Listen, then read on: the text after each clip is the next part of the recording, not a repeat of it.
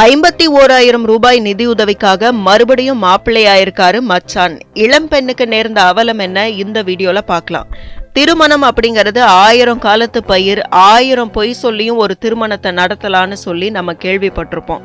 ஆனா உத்தரப்பிரதேசத்துல ஒரு கல்யாணத்துல சொல்லப்பட்ட பொய் ஊடகங்கள்ல இன்னைக்கு ரொம்ப பரபரப்பா பேசப்பட்டுட்டு வருது. உத்தரப்பிரதேசத்துல முதலமைச்சர் யோகி ஆதித்யநாத் தலைமையிலான பாஜக அரசு ஆட்சி செஞ்சுட்டு இருக்கு.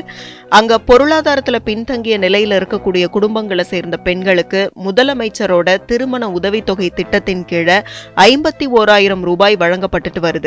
மணமகளோட வங்கி கணக்குல நேரடியா 35,000 ரூபாயும், மணமக்களுக்கு சீர்வரிசை வாங்குறதுக்கு ரூபாய் 10,000, திருமண விழாவுக்காக 6,000 ரூபாய் அப்படின்னு மொத்தம் 51,000 ரூபாய் வழங்கப்பட்டுட்டு வருது.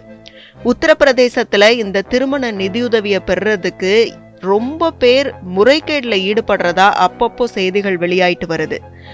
கடந்த ஜனவரி மாதம் பல்லியா மாவட்டத்துல சுமார் 200 ஜோடிகளுக்கு திருமணம் நடந்துச்சு. அரசோட உதவித்தொகையை பெறுறதுக்கு இதுல ஏற்கனவே திருமணமானவங்களும் கலந்துக்கிட்டதா புகார் எழுந்துச்சு. இதை தொடர்ந்து இந்த திட்டத்தின் கீழே உதவித்தொகை பெறுறதுக்கு கடும் கட்டுப்பாடுகளை விதிச்சது உத்தரப்பிரதேச அரசு. இந்த நிலையில பிப்ரவரி 27ஆம் தேதி ஜான்சி மாவட்டத்துல அரசோட நிதியுதவியோட 132 ஜோடிகளுக்கு இலவச திருமணம் நடந்துச்சு. இதுல குஷி அப்படிங்கிற பெண்ணும் ஒருத்தங்க. அவங்களுக்கு மத்திய பிரதேசத்தை சேர்ந்த விருஷ்பன் அப்படிங்கிறவரோட திருமணம் நடைபெற இருந்துச்சு. ஆனா திருமணத்துக்கு விருஷ்பன் வந்து சேராத நிலையில குஷியோட குடும்பத்தினர் அதிர்ச்சி அடைஞ்சாங்க.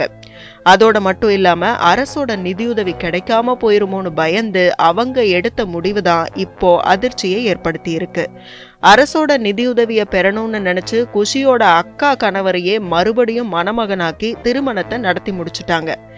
இருந்தாலும் இது தொடர்பான தகவல் வெளியே வந்துருச்சு. உடனடியா விசாரணையில இறங்கின அதிகாரிகள் திருமணத்துக்கு முன்னாடி கொடுத்த விண்ணப்பத்தில் இருந்த மணமகன் மணமகளோட ஆதார் உள்ளிட்ட விவரங்களை சரிபார்க்காம விட்டது தெரிய வந்துச்சு. இருந்தாலும் திருமண நிதியுதவி இன்னும் கொடுக்கல அப்படின்னும், குஷி விவகாரத்துல தவறு செஞ்சவங்க மேல உரிய நடவடிக்கை எடுக்கப்படும் அப்படின்னும் உத்தரப்பிரதேச சமூக நலத்துறை அலுவலர் லலிதா யாதவ் தெரிவிச்சிருக்காங்க. இது மட்டும் இல்லாம குஷியோட குடும்பத்துக்கு வழங்கப்பட்ட எல்லா பரிசு பொருட்களும் திரும்ப பெறப்பட்டதாகவும் அவங்க சொன்னாங்க. 51,000 ரூபாய் திருமண நிதியுதவிக்காக அக்கா கணவரையே இளம் பெண்ணுக்கு பெற்றோர் திருமணம் செஞ்சு வச்ச சம்பவம் பெரும் அதிர்ச்சியை ஏற்படுத்தி இருக்கு.